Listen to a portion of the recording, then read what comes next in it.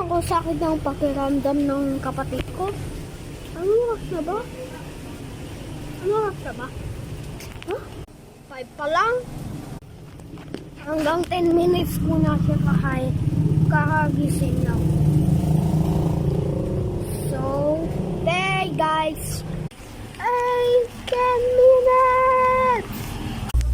Asan yun? Asan o? Oras na ba? Look! Oras na o! Ay! Ano oras na ba? 8:40.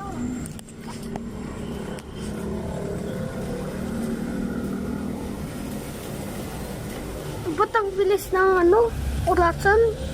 Di pa gumising yung anak ko. Kaya mamaya na tayo natin ng 10 minutes. Okay. Ano, sa ba ako ng tulog?